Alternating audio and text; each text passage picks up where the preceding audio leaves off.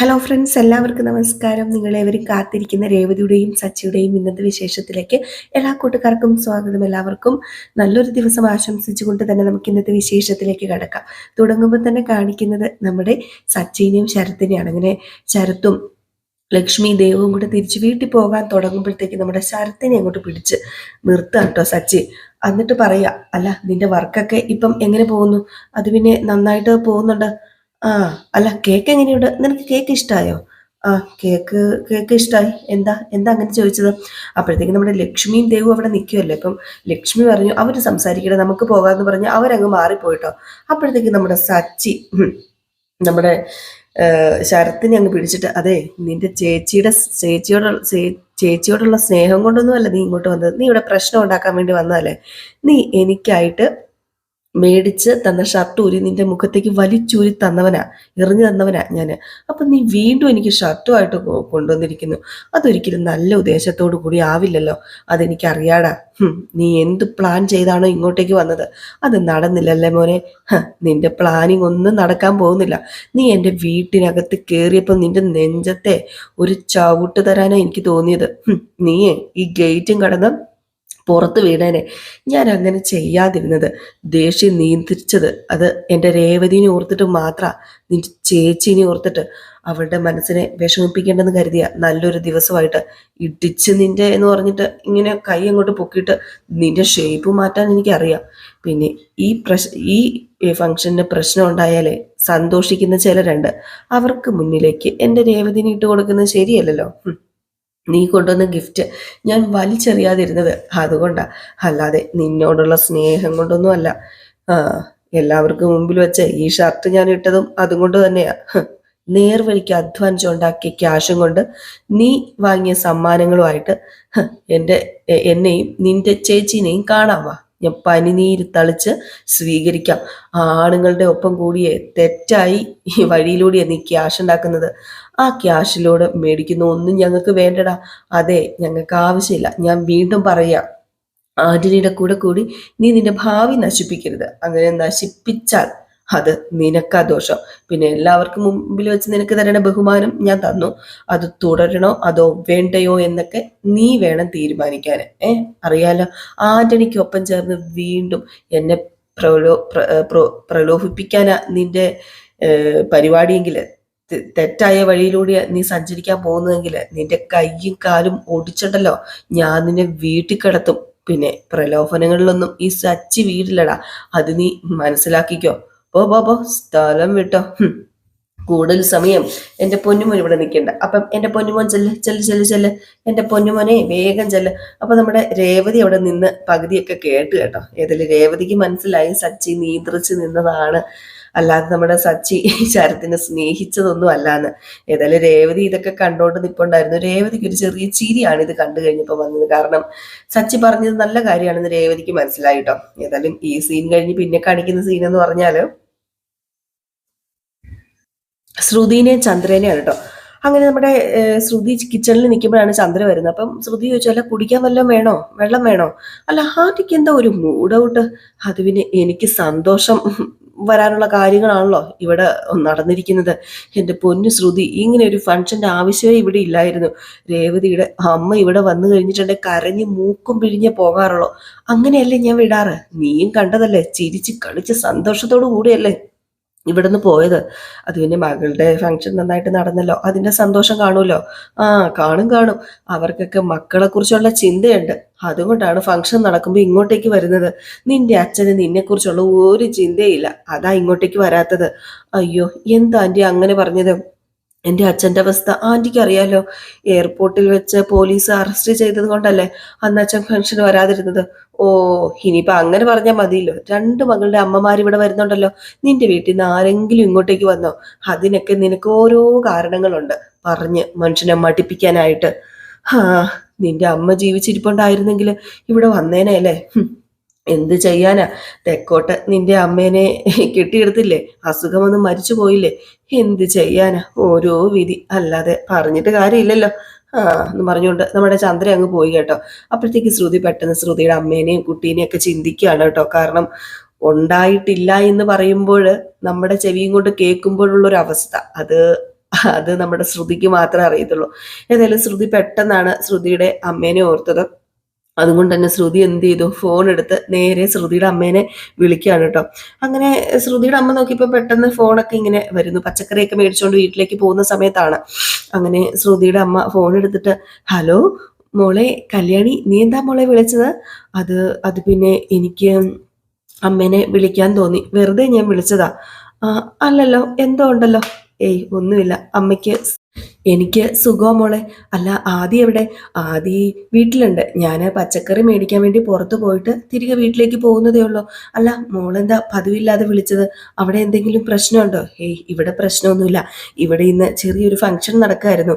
നമ്മുടെ രേവതിയും സച്ചിയില്ലേ, അവരുടെ വെഡിങ് ആനിവേഴ്സറിയാ. എല്ലാവരുടെയും അമ്മയൊക്കെ വന്നിരുന്നു.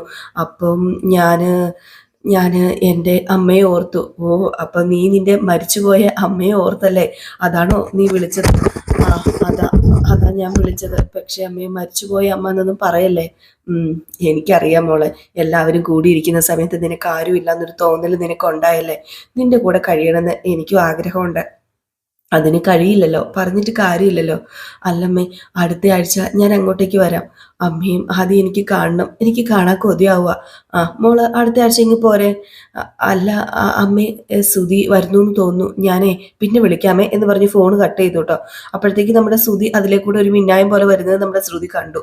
അതുകൊണ്ടാണ് ഫോൺ കട്ട് ചെയ്തത്. ഏതായാലും ഇത് കേട്ട് കഴിഞ്ഞപ്പോഴത്തേക്ക് നമ്മുടെ ശ്രുതിയുടെ അമ്മയ്ക്ക് ചെറിയ വിഷമമൊക്കെ ആയി. പുള്ളിക്കാരിനെയാണ് കാണിക്കുന്നത്. അങ്ങനെ വിഷമത്തോടു കൂടി ഇങ്ങനെ ഇരിക്കുകയാണ്. ഈ സമയത്ത് പിന്നെ കാണിക്കുന്നത് നമ്മുടെ സുധീനെയാ. അങ്ങനെ നമ്മുടെ ശ്രുതിയാണെങ്കിൽ കാലിന് വേദനയായിട്ട് ഇങ്ങനെ ഇരിക്കുകയാണ്. അപ്പം ശ്രുതി തിരുമി കഴിഞ്ഞപ്പോഴത്തേക്കും, അയ്യോ പതുക്കെ തിരുമിടി, എനിക്ക് നടക്കാൻ പറ്റുന്നില്ലേ എന്നൊക്കെ ഇങ്ങനെ പറയുകയാണ്. അപ്പോഴത്തേക്കും അച്ഛൻ വന്നിട്ടല്ല, എവിടെ സച്ചിൻ രേവതി കാണുന്നില്ലല്ലോ. അപ്പോഴത്തേക്കും അവിടെ രവീന്ദ്രനുണ്ട്, പിന്നെ ചന്ദ്രയുണ്ട്. അപ്പം ചന്ദ്ര ചോദിച്ചു, എന്തിയെ അവരെ എന്തിനാ വിളിക്കുന്നത്? ഓ, അവരെ വിളിക്കുന്ന കാരണം എന്നോട് പറയണോ? കാരണം ഉണ്ടെങ്കിൽ അവരെ വിളിക്കാൻ പറ്റത്തുള്ളോ? അവരെ പെട്ടെന്ന് വിളിക്കാൻ പറഞ്ഞു. അപ്പൊ നമ്മുടെ സച്ചിൻ രേവതി, എന്താ അച്ഛമ്മ എന്ന് പറഞ്ഞ് ഇറങ്ങി വന്നു. വാ മക്കളെ, ഇങ്ങ് വന്നേ, രണ്ടുപേരും ഒന്ന് ചേർന്ന് നിന്നേ. ചേർന്ന് നിൽക്കാനോ? എല്ലാ കണ്ണുകളും നിങ്ങളുടെ മേലിലായിരുന്നു. ദൃഷ്ടിദോഷം അകറ്റണം. എന്നാ പിന്നെ എല്ലാവരുടെയും അകറ്റിക്കൂടെ? ശ്രുതി, വർഷ, ശ്രീകാന്തെ ഇങ്ങ് വന്നേ, സുധി മോനെ ഇങ്ങ് വന്നേ എന്ന് പറഞ്ഞ് നമ്മുടെ ചന്ദ്ര വിളിക്കുക. അപ്പോഴത്തേക്കും രവീന്ദ്രൻ പറഞ്ഞു, എന്തിനാ ചന്ദ്ര എല്ലാരെയും വിളിക്കുന്നത്? ഇന്ന് ഇവരുടെ വിശേഷ ദിവസം അല്ലായിരുന്നു, പിന്നെ എന്താ?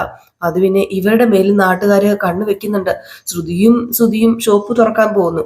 ദേ, ശ്രീകാന്തും വർഷയും കൈ നിറയെ സമ്പാദിക്കുന്നു. കണ്ണ് വെക്കാൻ മാത്രം രേവതിക്ക് എന്താ ഉള്ളത്? അവക്കൊന്നുമില്ലല്ലോ. കണ്ണ് വെക്കണമെങ്കിൽ ഇവർക്കല്ലേ കണ്ണ് കിട്ടത്തുള്ളൂ. അപ്പോഴത്തേക്ക് നമ്മുടെ സച്ചിയല്ലേ, അച്ചമ്മ പറഞ്ഞു, എന്താ ഇവർക്കൊരു കുറവ്? ഇവർക്ക് എന്താ കുറവെന്ന്?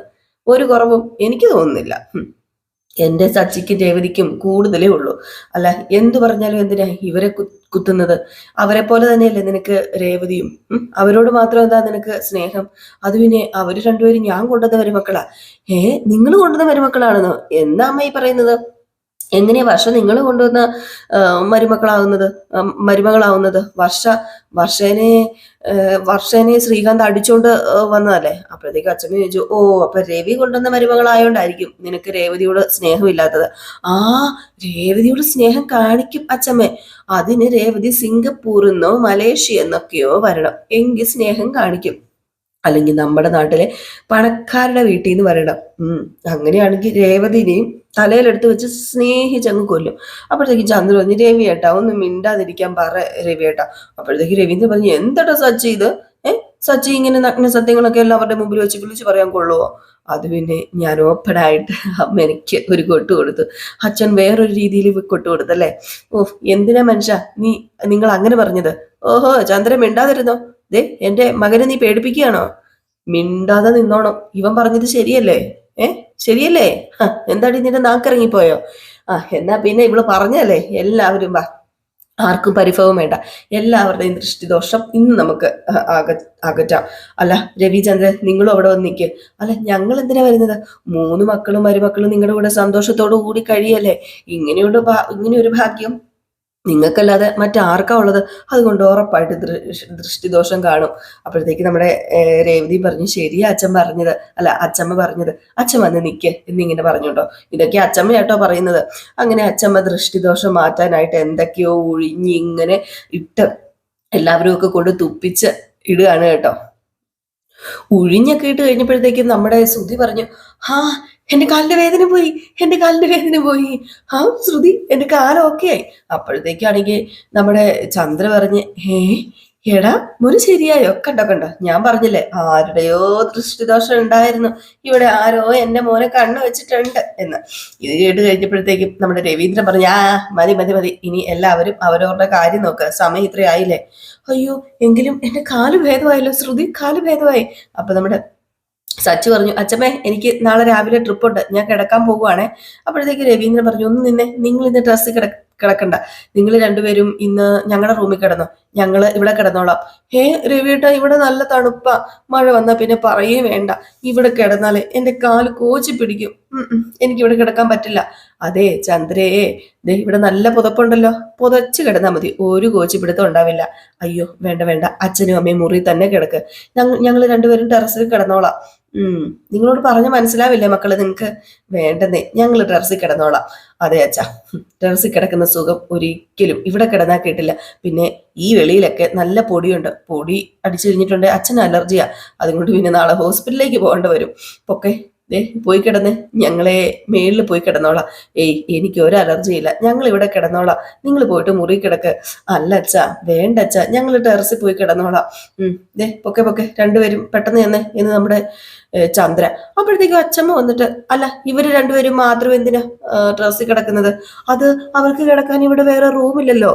ഓ പിന്നെ മുറിയില്ലെങ്കിൽ ഇവര് രണ്ടുപേരും മാത്രം ഹോളിലും ടെറസിലും കിടക്കണം എന്ന് എന്താ ഇത്ര നിർബന്ധം? അത് പിന്നെ ശ്രുതിക്കും വർഷയ്ക്ക് രാവിലെ എണീറ്റ് ജോലിക്ക് പോണ്ടേ, ജോലി നന്നായിട്ട് ചെയ്യണമെങ്കിലേ നന്നായിട്ട് ഉറങ്ങണ്ടേ അമ്മേ. മുറിയിൽ മാത്രമല്ലേ AC ഉള്ളൂ. ഓഹോ, അപ്പം ഇവര് രണ്ടുപേരും ജോലിക്കൊന്നും പോകുന്നില്ലേ? ഇവർക്ക് കിടന്നാൽ ഉറക്കം വരുവോ? അല്ല, രേവതി പൂവിക്കുന്നു, സച്ചി കാർ ഓടിക്കുന്നു, ഇവർക്ക് നന്നായിട്ട് ഉറങ്ങണ്ടേ? ഇവർക്ക് നിലത്ത് കിടന്നിട്ടുണ്ടെങ്കിൽ ഉറക്കം വരുന്നു, നിന്നോട് ആരാ പറഞ്ഞത്? പറ, അത് പറ.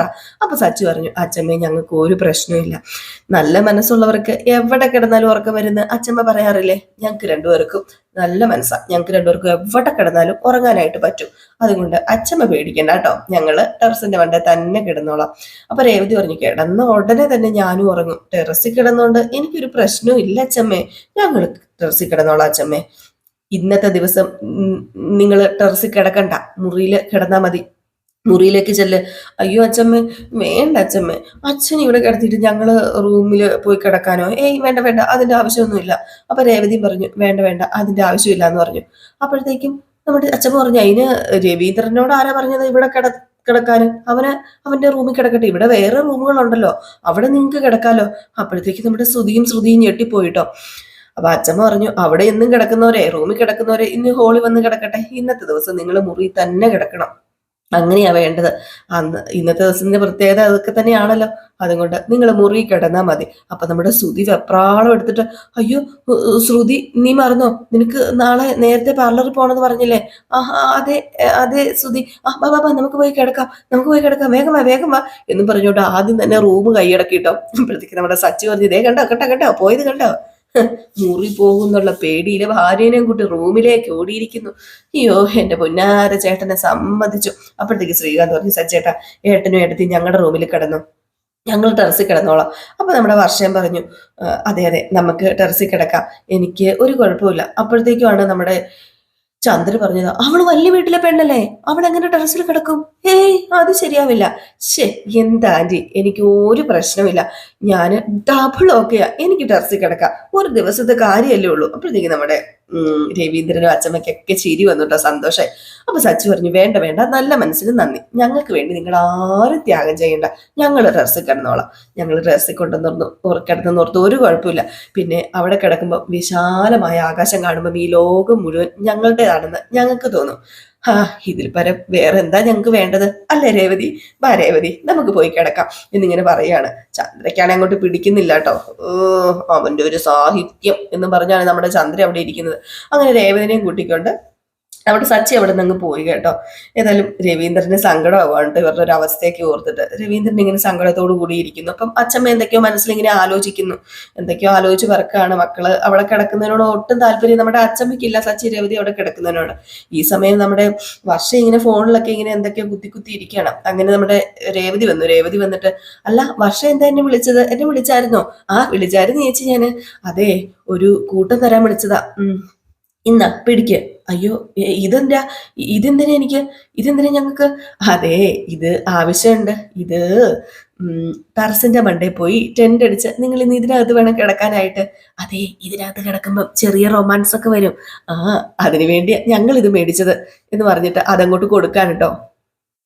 അങ്ങനെ വർഷ അത് കൈ കൊടുത്തിട്ട് പറഞ്ഞു, നിക്ക് നിക്ക്, ഇവിടെ നിൽക്കാതെ ചെല്ല് ചെല്ല് ചെല്ല്, സച്ചേട്ടൻ്റെ അടുത്ത് ചെല്ലാനാ പറഞ്ഞത് എന്ന് പറഞ്ഞ് അവിടെ നിന്ന് പറഞ്ഞു വിട്ടിട്ട് നമ്മുടെ വർഷ ജീവിച്ചുകൊണ്ടിരിക്കാണ്ടോ. നിഷ്കളങ്കമായ ഒരു പെൺകുട്ടിയാട്ടോ നമ്മുടെ വർഷയുടെ ക്യാരക്ടർ.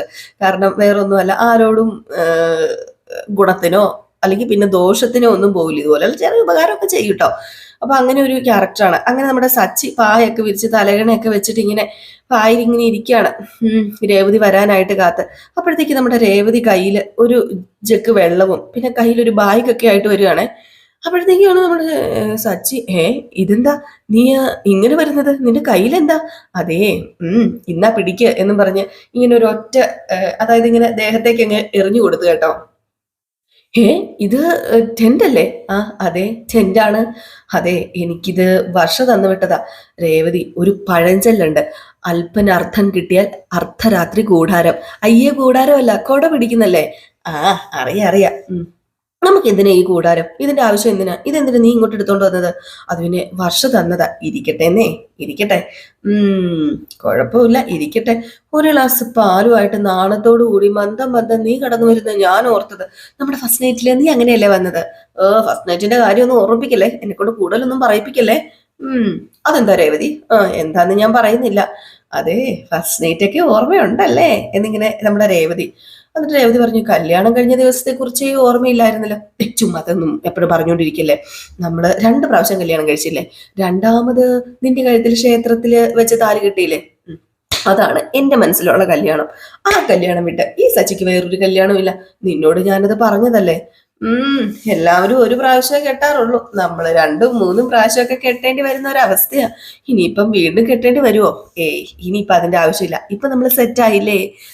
ഭയങ്കര സെറ്റല്ലേ ഇപ്പൊ നമ്മള്. കിടക്കണ്ടേ നമുക്ക്? ബാ കിടക്കാം. കിടക്കാം കിടക്കാം, അതിനിപ്പോ എന്താ എന്ന് പറഞ്ഞ് നമ്മുടെ രേവതി അപ്പോഴത്തേക്കും ആ ടെന്റൊക്കെ ഇങ്ങനെ നൂർത്തതാണ് നമ്മുടെ സച്ചി. നൂർത്തി ഇങ്ങനെ വെക്കുകയാണ് കേട്ടോ. ഏതായാലും ഈ ഒരു സീനൊക്കെ കാണിച്ചിട്ടാണ് ഇന്നത്തെ വിശേഷം അവസാനിക്കുന്നത്. അപ്പൊ എല്ലാവരും കാത്തിരിക്കുക അടിപൊളി വിശേഷത്തിനായിട്ട്. അപ്പൊ ഇത് കഴിയുമ്പോഴത്തേക്ക് നമ്മളിപ്പം നൈനിബി മാതർശിന്റെ കഥയായിട്ട് വരും. അത് കഴിയുമ്പോൾ നമ്മൾ നമ്മുടെ അലീനയുടെ കഥയുമായിട്ട് റിയൽ സ്റ്റോറിയിലും വരുന്നതായിരിക്കും. അപ്പൊ എല്ലാവർക്കും ടാറ്റാ ബൈ ബൈ. ഒരു ലൈക്ക് അടിച്ചിട്ട് പോകാൻ മറക്കരുതേ.